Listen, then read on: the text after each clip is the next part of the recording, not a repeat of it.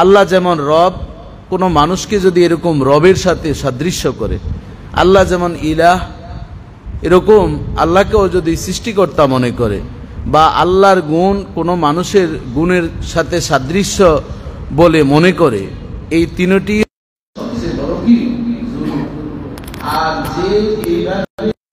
জুলুম যে আল্লাহর সাথে অংশীদার স্থাপন করে সে হচ্ছে বড় জালেম। সে কি সবচেয়ে বড় জালেম? এটি আল্লাহ তাআলা কুরআনুল কারীমে বলছেন। রাসূলুল্লাহ সাল্লাল্লাহু আলাইহি ওয়াসাল্লাম হাদিস শরীফে বলেন, ইত্তাকু যুলমা ফা ইন্না যুলমা যুলুমাতুন ইয়াউমাল কিয়ামা। বুখারী শরীফে হাদিস কেন এসেছে? আল্লাহ রাসূল বলেন, ইত্তাকু যুলমা, তোমরা জুলুম থেকে নিজেদেরকে কি করো? বিরত রাখো। তোমরা কাউকে অত্যাচার করা থেকে, কোনো ব্যক্তিকে, কোনো জাতকে, যে কোনো গোষ্ঠীকে এভাবে জুলুম করা থেকে বিরত রাখো। কেননা জুলুমটা হচ্ছে একটা অন্ধকারের মতন। সেটা কবে? ইয়াউমাল কিয়ামা। যারা দুনিয়ার জমিনে কারো প্রতি জুলুম করবে, রব্বুল আলামিন কিয়ামতের দিন তাদের অবস্থাটা হবে, পুরা হাসরের ময়দানটা তাদের জন্য অন্ধকার থাকবে। তারা কিছুই দেখবে না। আমা, আমরা যেমন অন্ধ ব্যক্তি যেমন দিন রাত একরকম, সব কিছু তার কাছে একই রকম মনে হয়, সাদা কালো, তেমনিভাবে হাসরের কঠিন ময়দানে সে কি অন্ধ জীবন যাপন করবে। তার জন্য অন্ধরা যেরকম কষ্টের জীবন, তার হাসরের ময়দানে উঠার পর থেকেই তার কি এই অন্ধকারের জীবন, এবং হিসাব নিকাশ, ফুলসিরাত, মিজান সব কিছু তার অন্ধকারে থাকবে। মুফাসসিরিন বলেন সে অন্ধ অবস্থায় জাহান্নামের লাকড়ি হিসাবে তাকে গ্রহণ করা হবে। রাসূলুল্লাহ সাল্লাল্লাহু আলাইহি ওয়াসাল্লামকে একবার জিজ্ঞাসা করলো, ইয়া রাসূলুল্লাহ, জাহান্নামের লাকড়ি কি হবে? তখন রাসূলুল্লাহ সাল্লাল্লাহু আলাইহি ওয়াসাল্লাম বলছেন, আল্লাহ তাআলা কোরআনেই বলছেন যে আন-নাস ওয়াল হিজারা, মানুষ এবং পাথর হবে কি জাহান্নামের লাকড়ি, মানে জাহান্নামকে উত্তপ্ত করা হবে। সাহাবায়ে কেরাম জিজ্ঞাসা করেন, ইয়া রাসূলুল্লাহ, মানুষ তো সাইজ আমরা কতটুকু এটা আমরা বুঝি, পাথরের সাইজটা কেমন হবে? তখন রাসূলুল্লাহ সাল্লাল্লাহু আলাইহি ওয়াসাল্লাম বলছেন, দুনিয়ার জমিনের সকল পাহাড়গুলোকে যদি একত্রিত করা হয়, সকল পাহাড় যেমন একটা পাথর ধরা হয়, জাহান্নামের সবচেয়ে ছোট লাকড়ির পাথরটা হইবে ওই পরিমাণ। আল্লাহু আকবার বলবেন না? আরেকবার বলেন নাউজুবিল্লাহ। তাহলে উহুদ পাহাড় 7.5 কিলোমিটার দৈর্ঘ্য, 3.5 কিলোমিটার প্রস্থ। এরকম উহুদ পাহাড়ের মতন হাজার হাজার কত পাহাড় আছে না নাই? এই পাহাড়গুলো হবে জাহান্নামের ছোট একটা পাথরের মতো। সাহাবায়ে কেরাম বললেন, ইয়া রাসূলুল্লাহ, পাথর তো বুঝলাম সাইজ, এই পাথর যখন জাহান্নামে ছেড়ে দেওয়া হবে তখন এটার গভীরতা কতটুকু? রাসূলুল্লাহ সাল্লাল্লাহু আলাইহি ওয়াসাল্লাম বলেন যে এটার গভীরতা সম্পর্কে আমি যতটুকু জানি যে এটা যখন ছেড়ে দেওয়া হবে 70,000 বছর পর্যন্ত খালি সেটা পড়তেই থাকবে নিচের দিকে। আর সেই জাহান্নামে থাকবে কারা? যারা রব্বুল আলামিনের সাথে শিরক করেন এবং দুনিয়ার জমিনে যারা জুলুম করেন। ফিলিস্তিন যেভাবে জুলুমের শিকার হচ্ছে, মানবতার কিসের আর ওয়াজ, তাদের কাছে কি মানবাধিকার নিয়ে আলোচনা করবেন? আমেরিকা আমাদেরকে মানবাধিকার শিখায়, মানবাধিকার কর্মী পাঠায়, বাংলাদেশে অবজারভেশন করে, কিছু হলেই তারা আসেন মানবাধিকার লঙ্ঘন হচ্ছে সেই খোঁজখবর নেওয়ার জন্য। অথচ আমার ফিলিস্তিনের অসহায় ছোট্ট ছোট্ট বাচ্চারা যারা মাতৃকোলে দুধ পান করছে, যারা অবুঝ সন্তান, বৃদ্ধ বৃদ্ধা যারা হাঁটতে পারে না, চলতে পারে না, তাদেরকে এমনভাবে গ্রেনেড মারছে, বিল্ডিং মাটির সাথে মিশিয়ে দিচ্ছে। অথচ তাদের সেই মানবাধিকারের প্রশ্ন তখন তারা কোনোদিন তুলো না, দেখো না। কথা ঠিক কিনা বলেন? এই জন্য তাদের সে জুলুম জালেম এই পৃথিবীতে আর কেউ নেই।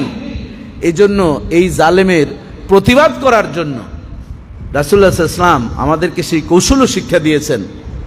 মান রাআ মিনকুম মুনকারান ফালিয়ুগাইয়িরু বিয়াদি ফাইন লাম ইয়াস্তাতি ফাবিকলবিহি ফাইন লাম ইয়াস্তাতি ফাবিলিসানি ফাইন লাম ইয়াস্তাতি ফাবিকলবি ওয়া যালিকা আযআফুল ঈমান। জামানার পয়গম্বর বলেন, পৃথিবীর জমিনে যখন অন্যায় বিচার দেখবেন, জুলুম যখন সে বসবে, তখন যারা কর্তা রয়েছে, যারা দেশ পরিচালনা করে, যারা দায়িত্বশীল রয়েছেন, তাদের দায়িত্ব হচ্ছে তাদের অস্ত্র দিয়ে, তাদের শক্তি প্রয়োগ করে সেটার প্রতিবাদ করা, ব্যবস্থা করা।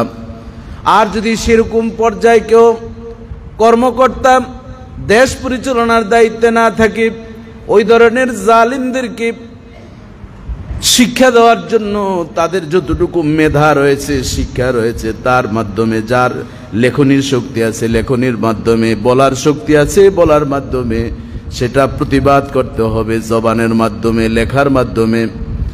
আর যদি সেরকমভাবে যোগ্যতা নেই, একজন কৃষক, একজন রাখাল, একজন দিনমজুরি, সে আর কোথায় তার অ্যাপ্লাই করবে তার মেধা, তার মনন? এই জন্য সে ওই জালেমদেরকে আল্লাহর কাছে দোয়া করে করে লা ইলাহা ইল্লা আনতা সুবহানাকা ইন্নী কুনতু মিনাজ জালিমিন পড়তে হবে। তখন লা ইলাহা ইল্লা আনতা, নেই কোনো মাবুদ তুমি ছাড়া, সুবহানাকা তুমি ফুত পবিত্র, ইন্নী কুনতু মিনাজ জালিমিন আমরা জালেম, জালেমের কারণে আমরা দোয়া আমার কবুল হয় না। শিরক বেদাতের সাথে জড়িত হয়ে আমাদের জবানটা নাপাক হয়েছে গো আল্লাহ। এরপরও তোমার কাছে দরখাস্ত করছি, তোমাকে না দেখে জুমার মসজিদে এসেছি, তোমাকে না দেখে রুকু করি, সিজদা করি রব্বুল আলামিন। এর উসিলায় আমাদের এই দোয়াটাকে গ্রেনেড হিসাবে তুমি ইসরায়েলে পৌঁছিয়ে দাও। রাসূলুল্লাহ সাল্লাল্লাহু আলাইহি ওয়াসাল্লাম বলেন, আমার কোন উম্মত যদি এভাবে দোয়া ইউনুস পড়তে থাকে, ইমানের সাথে কোন দুর্বল কোন নরনারী দেশের মুসলমানদের পক্ষে যদি দোয়া করতে থাকে, রব্বুল আলামিন ওই দোয়াগুলো ফেরেশতাদের মাধ্যমে সেখানে পানিশমেন্টের জন্য পৌঁছিয়ে দিয়ে দেন। তাহলে আমাদের সেই দোয়া পড়ার দরকার আছে না নাই? কুনুতে নাজেলা ফজরের নামাজের সময় আমাদের ইমাম সাহেবকে বলবো, বিভিন্ন জায়গায় কুনুতে নাজেলা পড়া হচ্ছে এখন ফজরের নামাজের সময়। এই কুনুতে নাজেলা পড়া এখন সময়ের দাবি। আল্লাহুম্মা হাদিনা ফীমান হাদাইত ওয়া আফিনা ফীমান আফাইত। যাদের এই দোয়াগুলো মুখস্থ আছে বেশি বেশি পড়বেন। যারা দুর্বল, এখন আমরা কি করব? কিছু তো করতে পারছি না। আমাদের এই দোয়াগুলো যাতে রব্বুল আলামিন গ্রেনেডের মতন সেখানে পৌঁছিয়ে দেয়, তীরের মতন পৌঁছিয়ে তাদের কলিজার ভিতরে লাগিয়ে দেয়। কথা ঠিক কিনা বলেন? স্তর কয়টা? 3টা। এখন আমাদের প্রধান উপদেষ্টা যদি উনি বলেন যে আমিও তো মুসলমান, এখন আমি দোয়া ইউনুস পড়বো, ওনার নামও ইউনুস, উনি ইউনুস পড়বে, ওনাকে ওই দোয়া পড়লে চলবে না। তার প্রয়োজন হচ্ছে দাঁত ভাঙ্গা জবাব দেওয়া। কথা ঠিক কিনা বলেন? তারপরেও তাকে আমরা সাধুবাদ জানাই, তিনি জাতিসংঘে যেভাবে তুলে ধরেছেন, এরকম বিশ্বের দরবারে যারা ইসলামী দেশগুলো 59টি দেশ, মুসলিম অধ্যুষিত দেশ, তারা এখন মুখে আঙ্গুল দিয়ে চুষছে। তারা এখন মনে হয় যেন জগদ্দল পাথর তাদের স্বার্থের জন্য মুখে পড়ে আছে, অথচ ইসরায়েল মুসলমানদেরকে শেষ করে দিচ্ছে ফিলিস্তিনের। তারা ভাবছে সৌদি আরব তো ভালোই আছি, মিশর তো এখনো আমরা ভালো আছি, ইরাক তো এখনো আমরা ভালো আছি, কুয়েত তো এখনো আমরা ভালো আছি। কিন্তু চোর যে বাড়ি চিনেছে, এরকম ভাবে চুরি করতে করতে, মুসলমানদেরকে চুরি করতে করতে, মুসলমানের গলায় ছুরি দিতে দিতে পৃথিবীর মানচিত্র থেকে এই প্রায় 300 কোটি মুসলমানদেরকে নিমিষেই মিশিয়ে দেওয়ার ষড়যন্ত্র চলছে। কথা ঠিক না বলেন? এখন যারা দায়িত্বশীল, তাদের দায়িত্ব আছে অস্ত্র তৈরি করা। দোয়া ইউনুস পড়া কোনো রাষ্ট্রপ্রধানদের কাজ নয়। দোয়া ইউনুস পড়তে হবে আমাদের মতন যারা, আমরা লিখনির মাধ্যমে, বলার মাধ্যমে দ্বিতীয় স্তরে থাকতে হবে। আমরা অন্তরে ঘৃণা করলে চলবে না, আমাদের দায়িত্ব দ্বিতীয় পর্যায়ে। কথা ঠিক কিনা বলেন? যাদের সেই শক্তি নেই তারা অন্তরে ঘৃণা করবে, ওই ঘৃণাগুলো দোয়া হিসাবে রব্বুল আলামিন তীরের মতন তাদেরকে তাদের নিকট পৌঁছিয়ে দিবে। এজন্য আমি বলবো, আমাদের যে যুবকরা ইউটিউবে ফেসবুকে যেই সময় দিয়ে থাকে, উচিত হচ্ছে তারা ড্রোন তৈরি করা। কিভাবে ড্রোন তৈরি করে ওই তাদের বিভিন্ন রকেট সহ বিভিন্ন ধরনের ক্ষেপণাস্ত্রকে ধ্বংস করা যায়, সেই ধরনের থিম তৈরি করে মুসলমান এখন অস্ত্র তৈরির জন্য কোন কোন ব্যবস্থাপনা আছে সেই টেকনোলজিকে সেভাবে ব্যবহার করা উচিত। কথা ঠিক কিনা বলেন? এখন মুসলমানদের ঘুমিয়ে থাকার সমন্বয়, বাংলাদেশের মতন ছোট্ট একটি দেশ, বেশি দিন বাকি নেই। আপনি ভাবছেন কি শুধু ইসরায়েলেই, পার্শ্ববর্তী রাষ্ট্রই নয়, আরো বহু রাষ্ট্র এজেন্ট হয়ে এখন আমাদের বাংলাদেশকে নিমিষেই ধ্বংস করার জন্য উত পেতে বসে আছে। আমাদের জন্য ফিলিস্তিনের তো চতুর্দিক থেকে সহযোগিতা, আমাদের আছে বুড়িগঙ্গা, আমাদের আছে বঙ্গোপসাগর, এছাড়া আর কোনো উপায় নেই। কথা ঠিক কিনা বলেন? এই জন্য আমাদের আরো সোচ্চার হতে হবে। বাবাজি, বন্ধুরা আমার, আল্লাহ সুবহানাহু ওয়া তাআলা এই জন্যই আমাদেরকে বলছেন, কিছু সতর্ক দিয়েছেন। আয়াত নাজিল হয়ে গেল সূরাতুন নিসার ৭৫ নম্বর আয়াত। রাসূলুল্লাহ সাল্লাল্লাহু আলাইহি ওয়াসাল্লাম হিজরত যখন করলেন, কিন্তু ওই হিজরতের সঙ্গী হতে পারলেন না কারা? ফিলিস্তিনে যারা এখন মরছেন, যারা নওজোয়ান যুবক, তারা তো পালিয়ে যাচ্ছেন, দেশান্তর হয়ে যাচ্ছেন, কিন্তু কারা পারেন না পালাতে? শিশু, বৃদ্ধ, পুরুষ, মহিলারা। এখন রাসূলুল্লাহ সাল্লাল্লাহু আলাইহি ওয়াসাল্লাম হিজরত করার পর কাফেরদের অত্যাচারের বন্যি লেলিহান যখন জ্বলছিল, তখন মক্কার জমিনের চিত্রটা হয়েছে হুবহু ফিলিস্তিনের মতো। তন্মধ্যে ছিল আব্দুল্লাহ ইবনে আব্বাস রাদিয়াল্লাহু তাআলা আনহু এবং বিশেষ করে তার মা সালামা ইবনে হিশাম, ওয়ালিদ ইবনে ওয়ালিদ, আবু জামদাল ইবনে সাহাল, এই কয়েকজন একত্রিত হয়ে রব্বুল আলামিনের কাছে কান্নাকাটি করতেছিল। তারা কি যে কান্না করেছেন, তাদের কি দোয়া ছিল সেটা আল্লাহ তাআলা কোরআনে নোট করেছেন। তাদের দোয়াটা রব্বুল আলামিন এত পছন্দ করেছেন, সূরা নিসার ৭৫ নম্বর আয়াত হিসাবে উম্মতি মুহাম্মাদের উপর নাজিল করে দিয়েছে। বাবাজি, বন্ধুরা আমার, তারা তখন দোয়া করেছিলেন, রব্বানা আখরিজনা মিন হাযিহিল ক্বরিয়াতিয যালিমি আহলুহা ওয়াজআল লানা মিন লাদুনকা ওয়ালিয়্যান ওয়াজআল লানা মিন লাদুনকা নাসীরা। তখন ওই সালামা ইবনে হিশাম, আব্দুল্লাহ ইবনে আব্বাস রাদিয়াল্লাহু তাআলা আনহুর আম্মা জান এবং ওয়ালিদ ইবনে ওয়ালিদ, আবু জামদাল ইবনে সাহাল রব্বুল আলামিনের কাছে দোয়া করা শুরু করলেন, রব্বুল আলামিন আখরিজনা মিন হাযিল কারিয়াতিজ যালিম। রব্বুল আলামিন, আমরা যে মক্কার জমিনে আছি, এই মক্কার জমিন থেকে, এই জালেমের এলাকা থেকে, জালেমের দেশ থেকে তুমি আমাদেরকে বের করার সুযোগ করে দাও। আমরা বের হওয়ার রাস্তা পাচ্ছি না, আমাদের সেই শক্তি নেই, শক্তি থাকলেও আমরা যাওয়ার মতন কোনো উপায় নেই, অবলম্বন নেই।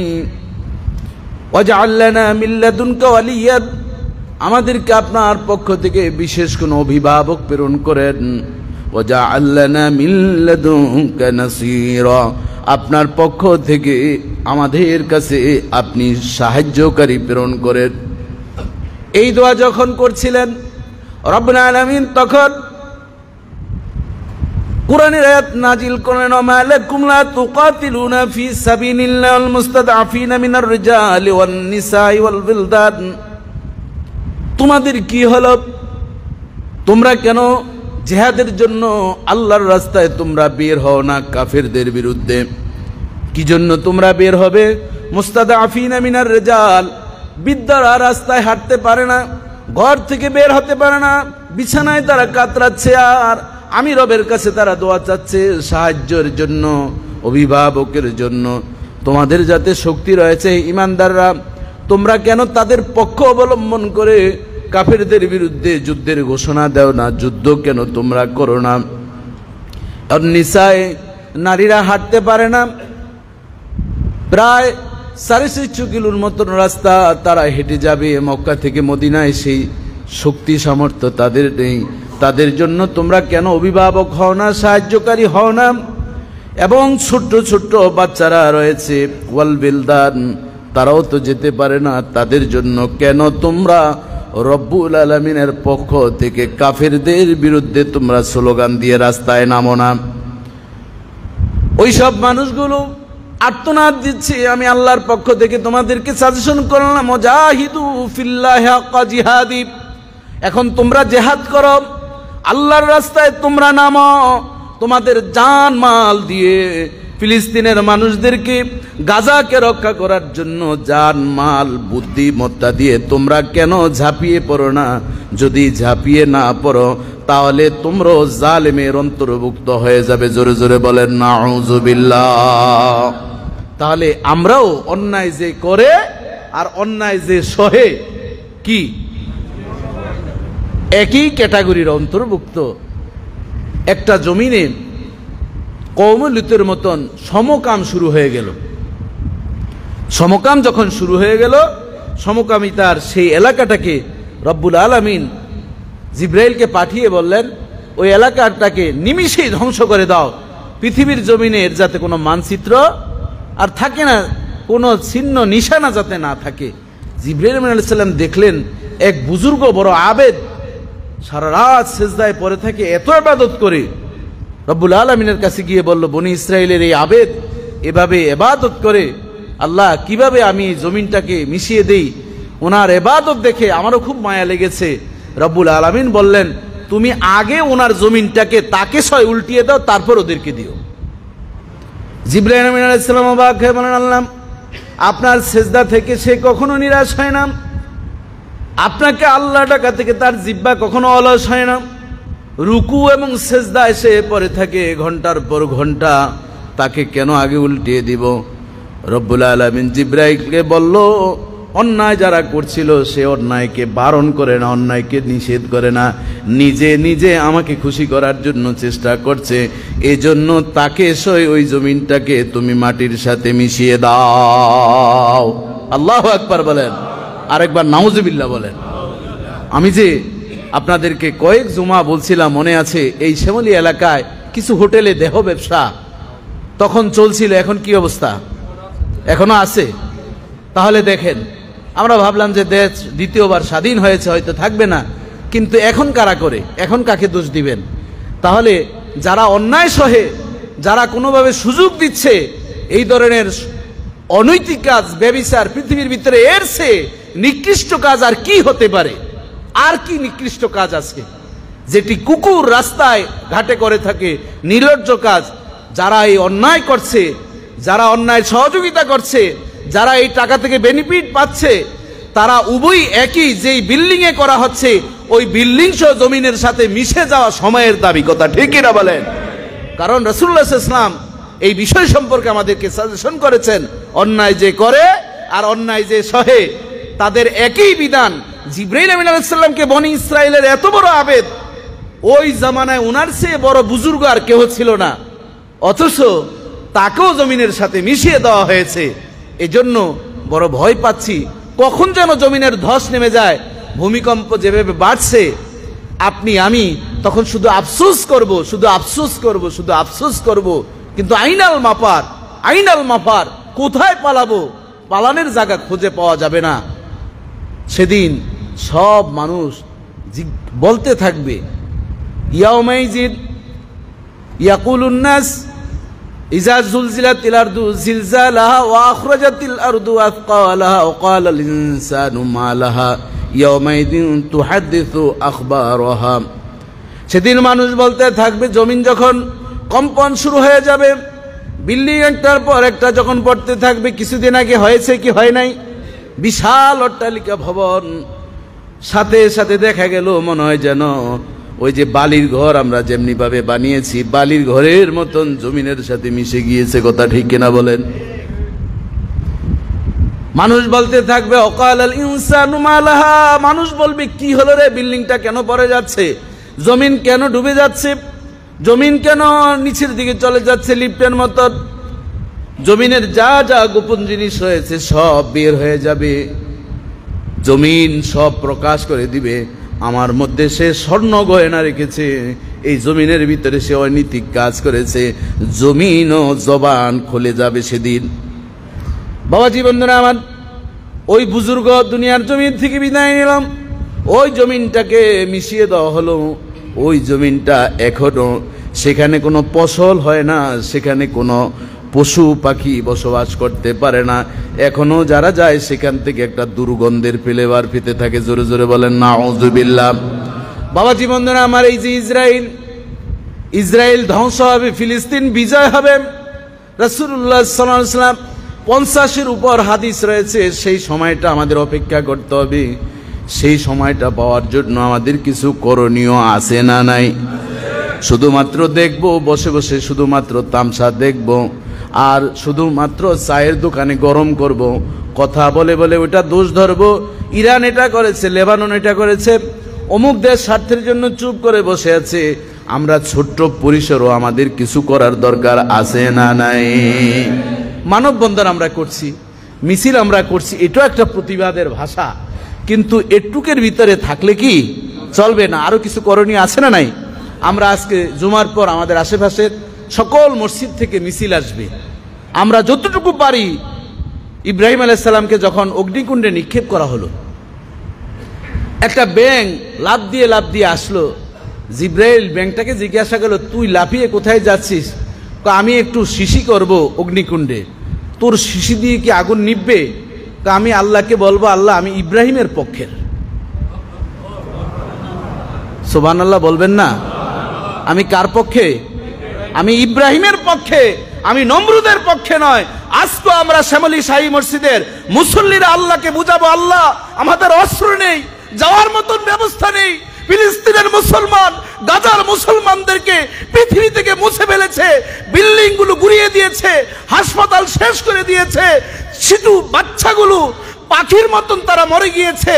তাদের পক্ষে রুখে দাঁড়ার জন্য ওই ব্যাঙের মতন আমরা আজকে কালেমা গো মুসলমান তাকবীর দিয়ে আল্লাহকে দেখাবো। কথা ঠিক কিনা বলেন? কারা কারা রাজি আছেন দুহাত তুলে দেখায়? নারে তাকবীর, নারে তাকবীর, নারে তাকবীর, নারে রিসালাত। রাসূলুল্লাহ সাল্লাল্লাহু আলাইহি ওয়াসাল্লামের সেই হাদিস অনুযায়ী আল মুসলিমু কা জাসাদিন ওয়াহিদিন, ইন ইশতাকা আইনাহু ইশতাকা কুল্লু ওয়া ইন ইশতাকা রাসাহু ইশতাকা কুল্লু। রাসূলুল্লাহ সাল্লাল্লাহু আলাইহি ওয়াসাল্লাম বলেন, মুসলমান হচ্ছে একটা শরীরের মতো, যদি চোখের ব্যথা শুরু হয়ে যায় সমস্ত শরীর যেমন ব্যথিত হয়ে যায়, মাথা ব্যথা হলে সমস্ত শরীরটা যেমন অশান্ত হয়ে যায়, তেমনি ভাবে পৃথিবীর কোন স্থান থেকে যদি মুসলমান বলে আমাকে বাঁচাও, আমাকে বাঁচাও, বড় বিপদে আছি, খাবার নাই ফিলিস্তিনের মানুষের, তারা কোথায় পালাবে সেই জায়গাটাও নাই, বিল্ডিং এর ভিতরে তারা চুপে কোথাও পালিয়ে আছে, সেখানে এগুলি করছে। মুয়াজ্জিন আযান দিচ্ছে, আল্লাহু আকবার, আল্লাহু আকবার, আশহাদু আল্লা ইলাহা ইল্লাল্লাহ। এতটুকু বলতে না বলতেই উপর থেকে গ্রেনেড ফেলে দিয়ে মসজিদ সহ মুয়াজ্জিনকে শহীদ করে দিয়েছে। বাবাজি বন্ধুরা আমার, মুসল্লিরা নামাজের মধ্যে আছে, গুলি শুরু করে দিয়েছে। শুধু তাই নয়, মুসলমানদেরকে হাত পা বেঁধে পলিথিনের ভিতরে ওই জীবন্ত মানুষদেরকে কফিনের মতন বানিয়ে পাগুলো উপর দিক থেকে ঝুলিয়ে দিয়ে কয়েক মিনিটের ভিতরে পৃথিবীর জমিন থেকে শহীদ করে দিচ্ছে। অর্থাৎ আমরা যেমন সাপ নিয়ে খেলা করি, সাপ বেশি যেভাবে দুষ্টামি করে কিছু মানুষকে জমায়েত করি, এবং এরপর মানুষ যখন জমায়েত হয়ে যায় তখন তারা তাদের তাবিজ বিক্রি করে, ওষুধ বিক্রি করে, কথা ঠিক কিনা বলেন? তেমনি ভাবে ইহুদিরা মানুষদেরকে, মুসলমানদেরকে পণ্য বানিয়ে খেল তামসা তারা যেভাবে করছে, আল্লাহর গজব অবশ্যম্ভাবী। এজন্য আমাদের কিছু করণীয় আছে না নাই? সেই করণীয়ের মধ্যে আজকে আমরা দেখব কয়জন মুসলমান আছেন, কয়জন মুসলমানের স্পিরিট আছে। আমরা সেভাবে মিছিলগুলো এসে এখানে থামবে। আমরা আমাদের মসজিদ থেকে আজকে আমরা মিলাদটা বন্ধ রাখলে কেমন হয়? সবাই কোনো অসুবিধা নাই তো? তাহলে আমরা মিলাদ কিয়াম তো সারা জীবনেই করছি, আরো করব, কিন্তু কিছু কিছু বিশেষ ক্ষেত্রে আমাদের ইহুদিদেরকে এবং বাংলার জমিনও কিছু নামদারি মুসলমান হয়ে ইহুদিদের এজেন্ট আছে না নাই? তাদেরকে দেখানোর দরকার আছে না নাই? আপনারা যে কোকোকলা আছে না নাই, বাটার যেই জুতা যেসব পণ্যগুলো রয়েছে, ইসরায়েলি এবং ইহুদিদের পণ্যগুলো আমরা আজকে থুতুর মতন আজকে থেকে বর্জন করবেই করব, কথা ঠিক কিনা বলেন? কারা কারা রাজি আছেন দুহাত তোলা আল্লাহকে দেখাই, নারে তাকবীর, নারে রিসালাত। ইহুদিদের পণ্য বর্জন করতে হবে, বলেন ইহুদিদের পণ্য বর্জন করতে হবে। ইহুদিদের পণ্য, ইসরায়েলের পণ্য হাত নামান, বর্জন করতে হবে। খালি বলবেন না বর্জন করতে হবে, তার মানে আপনি করবেন না, আরেকজনে করবে। এরকম আমরা আসি না নাই? অনেকের ঘরে আছে। আমাদের হারুন ভাই, আমাদের সভাপতি সাহেবের ভাই, ওনাকে আমি ধন্যবাদ জানাই, অন্তর থেকে দোয়া করি। কিছু কিছু মানুষের কথা উদ্বুদ্ধ করার জন্য বলতে হয়। প্রায় সময় উনি বলেন, হুজুর আজকে জুমায় একটু বলেন ইহুদিদের পণ্যগুলো যাতে বর্জন করা হয়। ইহুদিদের পণ্যগুলো আমার ঘরে আপনি বলার পর অনেক কিছু ছিল আমি ফেলে দিয়েছি। এটার নাম হচ্ছে ঈমান, কথা ঠিক কিনা বলেন? ঈমান শুধুমাত্র সুন্নি মিষ্টি খাওয়ার লাউ খাওয়ার সুন্নি হলে চলবে না। হাইড্রোলিক ব্রেকের মতন ইহুদিদের যত পণ্য আমাদের আছে আমরা সব উন্মুক্ত। আমাদের মসজিদে আমরা বলবো আবার পণ্যগুলো ঝুলিয়ে দেওয়া হোক, এর আগেও ছিল, কথা ঠিক কিনা বলেন? সেটা খুঁজে আমাদের পাপ্পু ভাইকে দায়িত্ব দিলাম, আপনি এটা আবার প্রিন্ট করে আমাদের শফিক সাহেব সবাই আবার ঝুলিয়ে দিবেন। যারা এই কাজগুলো করবেন মোড়ে মোড়ে দিয়ে দিবেন, বিভিন্ন জায়গায় ঝুলিয়ে দিবেন। এখন বলবেন হুজুর অমুকে চাকরি করে তমুকে চাকরি করে, ওই চাকরি বাদ দিয়ে রিক্সা চালান, ওই চাকরি বাদ দিয়ে বাদাম বিক্রি করেন, ওই চাকরি বাদ দিয়ে দিনমজুরি হিসাবে কাজ করেন, মরে গেলে শহীদি মরণ হবে, কথা ঠিক কিনা বলেন? কিসের আমরা এই সব মুসলমান, নামদারি মুসলমান? চাকরির তোয়াক্কা করবেন না, রিজিকের মালিক কে? রিজিক দিবেন রাজ্জাক, যার কাছে রিজিক চাইলে পাওয়া যায় তার কাছে চান। বলবেন হুজুর সাফারার তো আমি, আপনি না, আমরাও অনেক সাফারার, আমরাও অনেক আমাদের দায়বদ্ধতা রয়েছে, তারপরেও আমাদের কথা বলতেই হবে। যদি মরতে হয় শহীদি মরণ, কথা ঠিক কিনা বলেন? একবার মুসলমান হয়ে জন্মগ্রহণ করেছি, একবারই মরব। সাহাবে কেরাম বদরের যুদ্ধে শহীদ হয়েছেন, শহীদ হওয়ার পর ওই সাহাবীরা যারা গাজী হয়েছেন তারা বলেন ইয়া রাসূলুল্লাহ, ইয়া হাবিবাল্লাহ, আমরাও শহীদ হতে চাই। যারা শাহাদাত বরণ করেছেন স্বপ্নে দেখেছি তারা আবার দুনিয়াতে আসতে চাচ্ছেন, আবার তারা যুদ্ধ করবেন, জিহাদ করবেন। তারা যেভাবে আল্লাহর নাজ নওয়াজ মাহমুদ পাচ্ছেন আমরাও চাচ্ছি সেভাবে আবার শহীদ হওয়ার জন্য। রাসূলুল্লাহ সাল্লাল্লাহু আলাইহি ওয়াসাল্লাম বলেন, ও সাহাবীরা শুনে নাও, যুদ্ধের ময়দানে যারা জিহাদ করে করে শহীদ হয়েছে আর যারা নিয়ত খালেস করে যারা শহীদ হওয়ার জন্য গিয়েছেন শহীদ হন নাই, তাদেরকে রব্বুল আলামিন ওই গাজীদেরকেও শহীদের মর্যাদা দান করে দিবে। নারীরা বলেন ইয়া রাসূলুল্লাহ, ইয়া হাবিবাল্লাহ, আমরা তো যুদ্ধের ময়দানে জিহাদ করতে যেতে পারি না, আমাদের স্বামীরা, আমাদের ভাইয়েরা, আমাদের সন্তানরা এত বড় নিয়ামত পাচ্ছে, নবী গো আমাদেরকেও সেভাবে যদি সুযোগ করে দিতেন।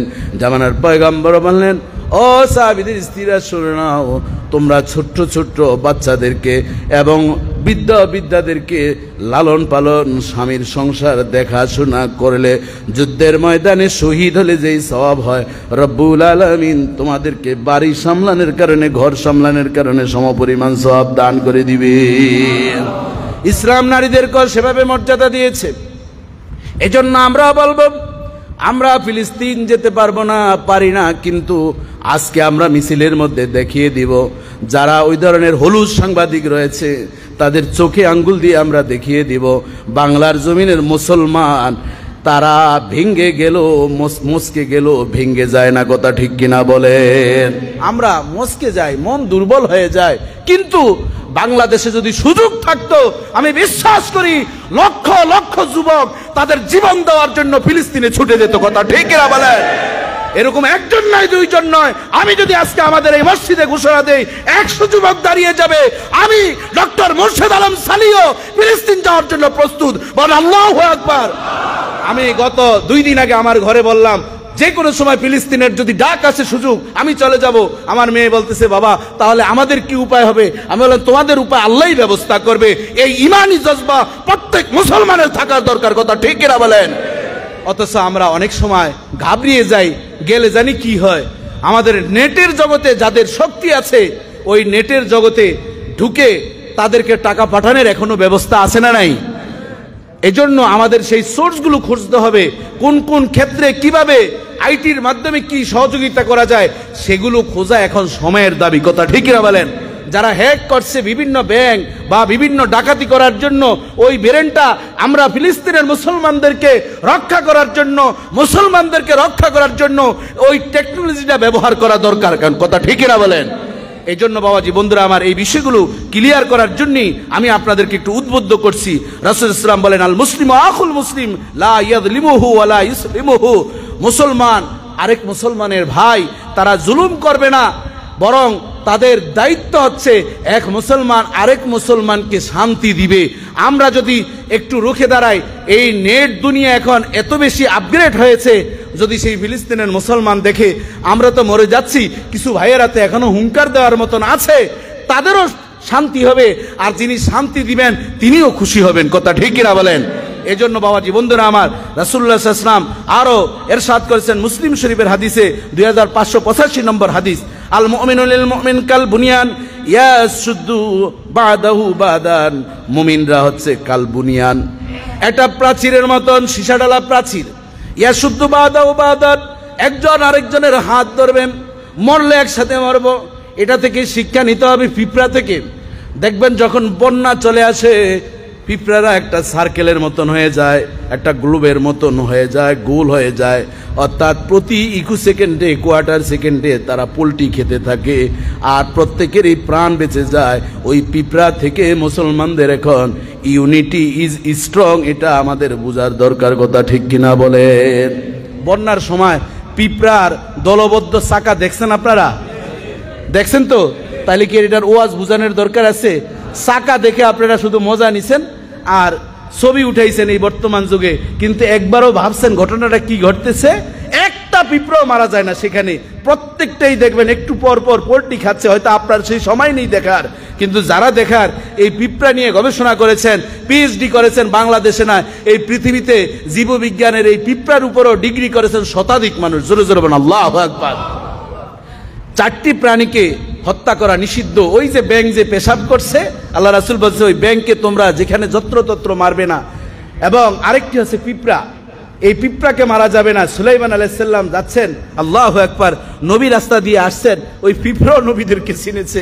আমরা মুসলমান হয়ে মার খাচ্ছে মুসলমান, নবী কি শিক্ষা দিয়েছেন ভুলে গিয়েছি। ওই পিঁপড়ার দলপতি বলছেন, আল্লাহর পয়গম্বর সুলাইমান আসছে, সে রাস্তা দিয়ে যাবে, আমরা তাকে সাদর সংবর্ধনা দিব, আর আমরা তার আপ্যায়নের জন্য খাবারের ব্যবস্থা করব। তারা বনে খোঁজে যে একটা পাখির মতন ছোট্ট একটা জীব পেয়েছে, বিভিন্ন রেয়াতে বিভিন্ন রকম রয়েছে, যেমন ধান খেতে এক ধরনের ফরিং পরে কি পরে না, আবার একটা লাফ মারে হঠাৎ হঠাৎ সবুজ কালারের দেখবেন, ওরকম একটা প্রাণী তারা নিয়ে যাচ্ছে। ওই পিঁপড়ার যে দলপতি যখন প্রস্তাব দিল, তার বডিগার্ড যারা ছিল সবাই তখন, এটা সূরাত সুলাইমানের ভিতরে আপনারা পাবেন, সব সূরাতুল আম্বিয়ার ভিতরে বিস্তারিত, সূরাতুন নমলে পাবেন আপনারা সেই ঘটনাগুলো। তখন ওই পিঁপড়ার দলপতি যখন বলল আপ্যায়ন করবে, তার যারা ওই বডিগার্ড ছিল সবাই বলল এটি উত্তম আপ্যায়নের ব্যবস্থা। সুলাইমান নবীর কাছে তার পিএস ছিল, তার কাছে সংবাদ পৌঁছানোর মাধ্যম ছিল বাতাস। জোরে জোরে বলেন আল্লাহু আকবার। পিঁপড়া যখন কথাবার্তা বলছে, সমস্ত প্রাণীর কথা বুঝতেন একজন পয়গম্বর, তার নাম কি? সুলাইমান। আর তার ইঞ্জিল ছিল তখতে সুলাইমানি, আর ইঞ্জিলের পয়েল ছিল কি? বাতাস, তেল ছিল বাতাস। দেখা যায় ওই দাওয়াত যখন পৌঁছে গেল, সুলাইমান নবী বলল, তোমাদের আপ্যায়ন আমি বড় খুশি হয়ে গেলাম, আল্লাহ খুশি হয়েছেন তোমাদের এই আপ্যায়নে। জোরে জোরে আল্লাহু আকবার।